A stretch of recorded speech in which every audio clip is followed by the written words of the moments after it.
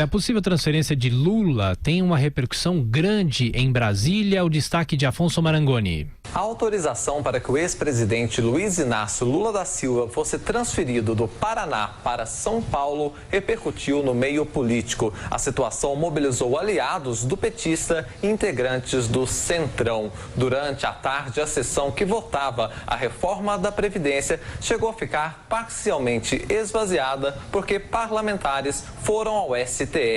Eles queriam que o presidente da Corte, Dias Toffoli, analisasse um pedido da defesa de Lula contra a ida do ex-presidente para o presídio de Tremembé. No Senado, Renan Calheiros, do MDB de Alagoas, disse que a transferência era inominável do ponto de vista da odiosidade e da perseguição. O Senado não pode concordar com isso.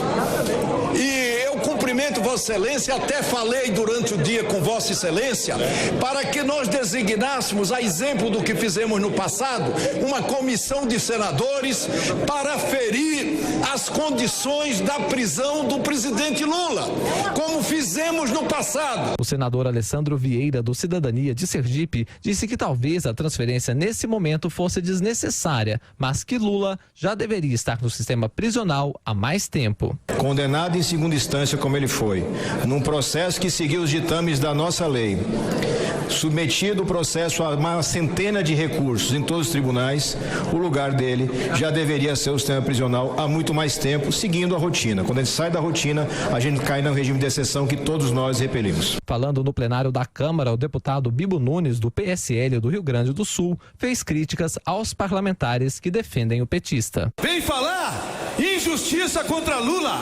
Por favor, chega desse discurso contra tudo e a favor de nada. Caio da realidade.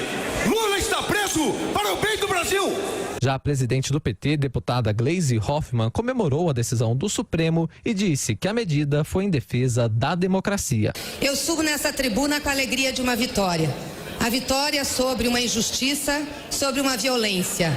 Uma situação que foi reestabelecida em relação ao presidente Lula. Queria fazer um agradecimento muito especial ao presidente dessa casa, deputado Rodrigo Maia, pela pronta solidariedade que demonstrou em relação à situação do presidente Lula. Gleisi Hoffmann também usou as redes sociais para criticar a transferência do ex-presidente Lula. Ela disse que, sendo transferido para São Paulo, a segurança e a vida de Lula estariam em risco, sob o que ela classificou como a polícia de João Dória. Em resposta, o governador paulista afirmou que se Lula fosse transferido para Tremembé, ele seria tratado como todos os outros presidiários, conforme a lei. Dória ironizou, dizendo que se Lula desejasse, teria a oportunidade de fazer algo que jamais fez na vida, trabalhar. No início da noite, o plenário do Supremo decidiu manter o ex-presidente preso na sede da Polícia Federal em Curitiba. Ele foi condenado a 12 anos e 1 mês de prisão por corrupção passiva e lavagem de dinheiro no caso do triplex do Guarujá. Olha, hoje está em vigência no Brasil uma balbúrdia, uma esculhambação em relação a essa prisão de poderosos. O ex-juiz Sérgio Moro trancou uma sala reservada, essa foi a expressão que ele utilizou, do tipo sala de Estado-Maior da Polícia Federal, em função do que ele chamou de dignidade do cargo que Lula já havia ocupado. Michel Temer, quando foi preso provisoriamente, também passou por uma dessas salas especiais, só que na Polícia Militar em São Paulo. Um juiz mineiro, Luiz Carlos Rezende, enviou o tucano Eduardo Azeredo para uma sala de Estado-Maior, alegando que as penitenciárias mineiras, a expressão que ele usou na época foi passam por problemas de toda sorte, ele escreveu. E por isso, o Azeredo, que ele disse que era uma pessoa de inegável status, um ex-governador, merecia segurança individualizada. Essa foi a justificativa do juiz. Decisões desse tipo ajudam o brasileiro a enxergar essa anomalia que é a cana dos poderosos. No Rio de Janeiro, o Sérgio Cabral, tão ex-governador quanto o Azeredo, está num presídio convencional, Bangu 8.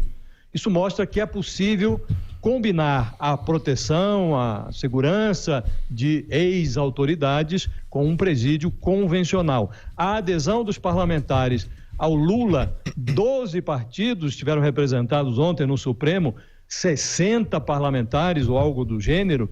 Isto é uma relação do tipo uma mão suja a outra. Estavam lá muitos culpados e cúmplices. Agora 9. Espera só um pouquinho, o Bruno queria falar. Diga, Bruno. Isso, a posição do presidente Rodrigo Maia da Câmara, assim, capitaneando esse grupo que lá foi, de alguma maneira, fazer pressão sobre os ministros da STF, é um negócio inaceitável. O Lula foi condenado, cometendo um crime comum. O fato de ser ex-presidente não significa nada. Como o Josias falou, o Sérgio Cabral cometeu um crime, está preso em Bangu 8. Para sorte do Sérgio Cabral é que ele, quando era governador, mandou fazer lá uma reforma no presídio. Então ele já ficou preso numa situação melhor de quando antes dele ser governador. De qualquer maneira, assim, essa transferência do Lula foi um pedido da Superintendência da Polícia Federal e a decisão da Justiça foi baseada em 3 pontos. O pedido era baseado no fato de não haver uma infraestrutura no local para que o ex-presidente continuasse lá. Segundo, o cumprimento da pena o ideal é que seja feito na cidade próxima dos familiares do apenado. E terceiro,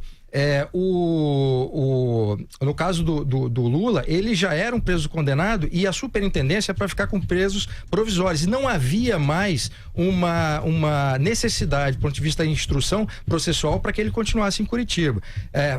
Ao fazer isso, a Câmara e o STF, de forma conjunta, acabam concedendo um privilégio para o ex-presidente da República que, repito, cometeu um crime comum e tem que cumprir a pena num presídio comum. Esse tipo de privilégio é inaceitável para qualquer um.